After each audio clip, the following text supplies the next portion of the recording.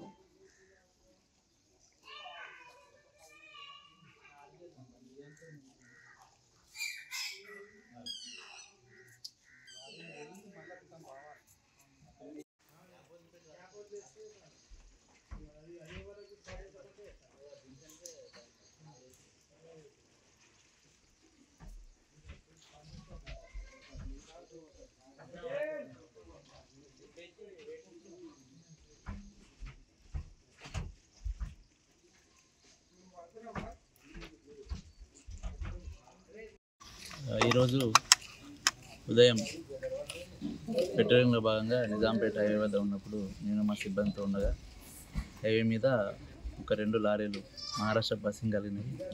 అనుమానాస్పదంగా అక్కడ ఆగి ఉండడం చూసి మేము వాటిని వెళ్ళి తనిఖీ చేసి చూడగా అందులో ప్రభుత్వం సరఫరా చేసే పీడిఎస్ రైస్ ఉన్నట్టుగా గుర్తించి వెంటనే సివిల్ సప్లై వారికి సమాచారం ఇవ్వడం జరిగింది. సివిల్ సప్లై డిటి గారు మహేష్ గారు వచ్చి తనిఖీ చేసి పంచనామా నిర్వహించి అటు బియ్యాన్ని ఎంఎల్ఎస్ పాయింట్ నారాయణఖేడ్ తరలించి గోదాంలో జమ చేసి ఆ పంచనామా మీదుగా ఈ లారీ ఎవరైతే తీసుకెళ్తున్నారో 2 డ్రైవర్లు జుబేర్ మరియు బాలాజీ, వాటికి సంబంధించిన యజమానులు, వీటికి లారీకి సంబంధించి నాందేడ్ నుంచి మీరు ఈ లారీ తీసుకెళ్ళి హైదరాబాద్లో లోడ్ చేసుకొని హైదరాబాద్ నుంచి మరి నాందేడ్ తీసుకెళ్తున్నట్టుగా మనకు ప్రాథమికంగా ఉన్న సమాచారం. తర్వాత ఈ విచారణ చేపట్టి తదుపరి విషయాలు మనకి తెలియజేస్తాం. సుమారు ఈ 2 లారీలో కలిపి ఒక 550 క్వింటాల వరకు రైస్ కలదు. ఒక లారీలో 30 టన్నులు 300 క్వింటాలు, ఇంకో లారీలో 25 టన్నులు అనగా 250 క్వింటాల వరకు పీడిఎస్ రైస్ స్వాధీనం చేసుకోవడం జరిగింది. Narayankhed civil supply DT Mahesh మాట్లాడుతున్నాను. మనకి ఈరోజు ఉదయం నారాయణఖేడ్ పోలీస్ వారి నుంచి సమాచారం వచ్చింది, ఇట్లా అనుమానాస్పదంగా 2 లారీలు ఉన్నాయి, అందులో బియ్యం ఉందని చెప్పేసి. అయితే వారి సమాచారం మేరకు వచ్చి తనిఖీ చేయగా దాంట్లో పీడిఎస్ రైస్ ఉందని గుర్తించి అట్టి రైస్ని పంచనామా నిర్వహించి పోలీసు వారితో సంయుక్తంగా తనిఖీ చేసి పంచనామా నిర్వహించి అట్టి పీడిఎస్ రైస్ని 2 లారీల్లో ఏదైతే ఉందో దాన్ని తీసుకొచ్చి మన నారాయణఖేడ్ ఎంఎల్ఎస్పి పాయింట్లో జమ చేయడం జరిగింది. తర్వాత ఈ ఏదైతే ఉందో దీనిపైన కేసు ఫైల్ చేసి ఫర్దర్గా చర్యలు తీసుకుంటాం.